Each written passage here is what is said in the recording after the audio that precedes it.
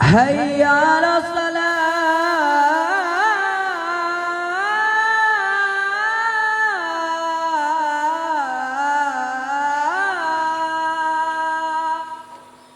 Cita-cita saya waktu saya dagang kacang kuning itu, waktu saya masih bawa barang ke Medan, di jualan, cita memang membangun pondok. Kenapa? Sebab kita dengan uang ini berat ngaruh. Kita jauh dengan Allah. Maka dari situlah cita-cita saya mulai dari pertama hingga sampai mimpi saya mendidik anak yatim. Jadi mulailah kita membangun pesantren dengan didik pokok kelapa.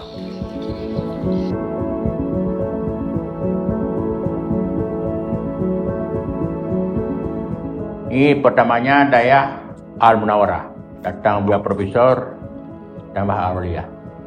Jadi menjadi sekarang jadi Dayah Al-Munawarah Aulia, panjang kali namanya. Disekatkan Dayah Amal.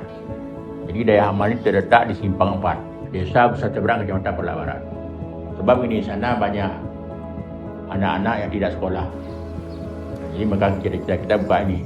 Itu kenapa? Dengan keberanian saya memikir anak kita bagaimana ini harus ada pendidikan.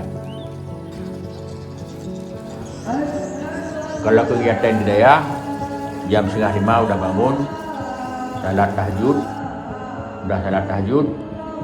doa untuk orang tua, itu salat subuh, pengajian, sampai jam 7 salat duha.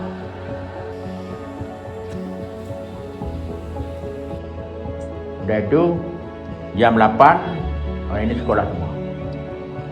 Jam 11 istirahat sebentar, istirahat sampai zuhur, makan, belajar lagi sampai jam 5.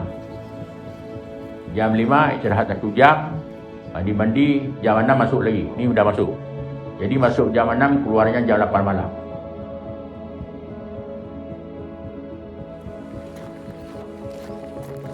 Ini usaha yang untuk mendukung ini kelancaran Dayah ini, kemudian pondok pesantren namanya, pondok pesantren kan. Pertama kita ada usaha, itu ada toko, 4 biji toko kan. Jadi itu bangunan dan pecah belah. Kita buat bangunan di depan ada. Itu punya kita sendiri, itulah untuk mendukung kehidupan ini. Satu. Yang kedua,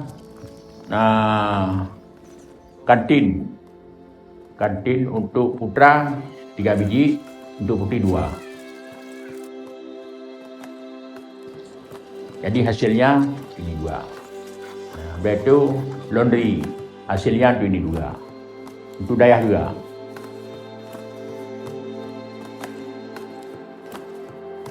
Amal water, dakwa itu untuk hasilnya kepentingan yang pertama untuk minum santri, itu ada dari BI dikasih. Mudah-mudahan terima kasih saya kepada BI sudah berjalan dengan ada beliau kasih sehingga saya bisa jalankan. Selanjutnya untuk akan datang saya beli kayu, saya beli mesin buat sendiri. Jadi masyarakat sampai ini bisa kerja. Ini kepentingan. Dan ada mahasiswa yang sudah mampu bekerja, kita suruh kerja sama dia. Jadi pulang kampung dah bisa nanti. Itu tujuan saya. Dan itu ketiga, budidaya ikan. Ada 9 buah kolam. Itu baru mulai. Dan itu sawah ada lebih kurang 2 hektar. Jadi insyaAllah 15 unit kegiatan untuk pendukung Dayah. Dengan ada bantuan, ini orang dari kampung bisa bekerja lagi. Itu tiap sore kita bayar gaji, tiap sore. Orang kerjanya main jam kan.